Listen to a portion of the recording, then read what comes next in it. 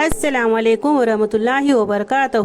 1,24,000 انبیاء میں سے سب سے پہلے نبی اور سب سے پہلے انسان حضرت آدم علیہ السلام تھے، جن کو اللہ تعالیٰ نے بغیر ماں باپ کے پیدا کیا۔ جب اللہ تعالیٰ نے حضرت آدم علیہ السلام کو پیدا کرنا چاہا، تب جبریل علیہ السلام کو حکم دیا کہ جاؤ اور زمین سے ایک مٹھی مٹی لے آؤ۔ جب جبریل علیہ السلام نے زمین سے مٹی لینی چاہی تو زمین نے ارشاد فرمایا کہ آپ مٹی کیوں لینا چاہتے ہو؟ تو آپ نے فرمایا کہ اللہ تعالیٰ اس مٹی سے انسان کو بنائے گا جو اس دنیا کا پہلا خلیفہ ہوگا۔ اس پر زمین کہنے لگی کہ میں اللہ کی پناہ مانگتی ہوں، نہ کہ میری چیز کو خراب کی جائے۔ تب حضرت جبریل علیہ السلام بغیر مٹی لیے واپس چلے گئے اور اللہ کے بارگاہ میں حاضر ہوئے، اور جبریل علیہ السلام کہنے لگے کہ اے اللہ، زمین نے تیری پناہ مانگی، میں تیرے نام کا اور تیرے عزت کا ادب رکھتے ہوئے واپس لوٹ گیا اور اسے پناہ دے دی۔ پھر اللہ نے حضرت میکائیل علیہ السلام کو بھیجا، وہ بھی اسی طرح واپس لوٹ آئے۔ پھر آپ نے حضرت اسرائیل علیہ السلام کو بھیجا، تب زمین نے ان سے بھی پناہ مانگی۔ تب انہوں نے ارشاد فرمایا کہ میں اس بات سے اللہ کی پناہ مانگتا ہوں کہ میں اللہ کے حکم پر پناہ مانگے بغیر کیسے واپس لوٹ جاؤں۔ پھر انہوں نے ایک مٹی کی لی اور اللہ کے بارگاہ میں حاضر ہوئے۔ تب اللہ نے حضرت اسرائیل علیہ السلام کو روح قبض کرنے کا کام دے دیا اور ان کا نام ملک الموت رکھ دیا گیا، اور اللہ تعالیٰ نے ارشاد فرمایا کہ تم نے اس زمین سے مٹی کو جدا کیا ہے، اس مٹی کو تم ہی زمین میں ملاؤ گے، اور اس طرح ان کا نام ملک الموت رکھ دیا گیا۔ ہمارے نبی پاک صلی اللہ تعالیٰ علیہ وسلم ارشاد فرماتے ہیں کہ اللہ تعالیٰ نے آدم کو ایک مٹھی مٹی سے پیدا کیا ہے جو پورے زمین سے لائی گئی تھی، اور جس میں لال، کالی، سفید اور نرم اور سخت قسم کی مٹی شامل تھی۔ بعض مفسرین نے کہا ہے کہ حضرت آدم علیہ السلام کی مٹی میں 60 رنگ کی مٹی شامل ہے، وہ تمام رنگ آپ کی اولاد میں پائے جاتے ہیں۔ جب زمین سے مٹی آ گئی تو مٹی کا گارا بنایا گیا، اس پر کئی سال تک بارش برسائی گئی، پھر اسے ہواؤں کے ذریعے خشک کیا گیا جیسے کہ کوئی ٹھیکری۔ پھر فرشتوں کو حکم ہوا کہ اس کو وادی عرفات کے پاس میدان نعمان میں رکھ دو۔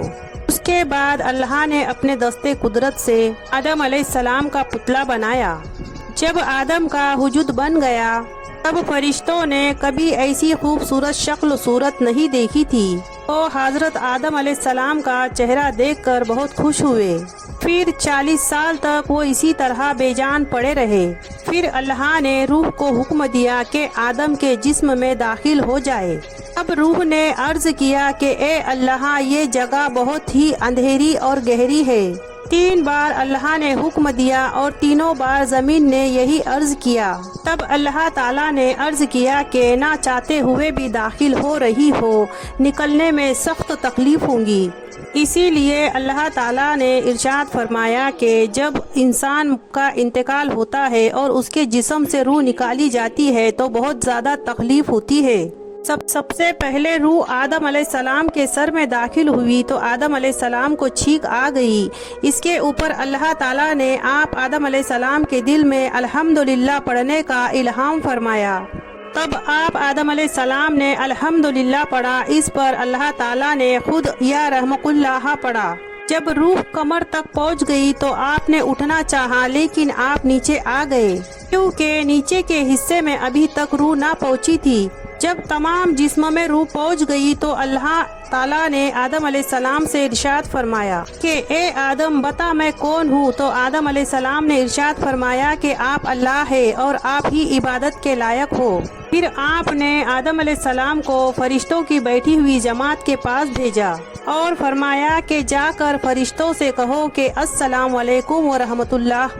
تب انہوں نے فرشتوں کو جا کر کہا کہ السلام علیکم ورحمۃ اللہ وبرکاتہ۔ تو فرشتوں نے جواب دیا کہ وعلیکم السلام ورحمۃ اللہ وبرکاتہ۔ پھر اللہ نے ارشاد فرمایا کہ اے آدم، یہ تمہاری اور تمہاری اولاد کے درمیان کا سلام ہوگا۔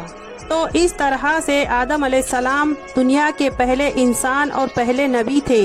تو میں بولنا چاہتی ہوں کہ اللہ تعالیٰ نے دنیا کے سب سے پہلے انسان آدم علیہ السلام کو پیدا کیا، تو ہم لوگوں کو ان کو بھگوان ماننے کی، جے شری آدم بولنے کی اجازت نہیں دی گئی، تو ہم کسی اور کو ہمارا بھگوان کیسے مان سکتے ہیں؟ اسی لیے ہم بولتے ہیں کہ اللہ ایک ہے اور اس کے سوا کوئی معبود نہیں۔ آج کے لیے بس اتنا ہی، ملتے ہیں اگلی ویڈیو میں، تب تک کے لیے اللہ حافظ۔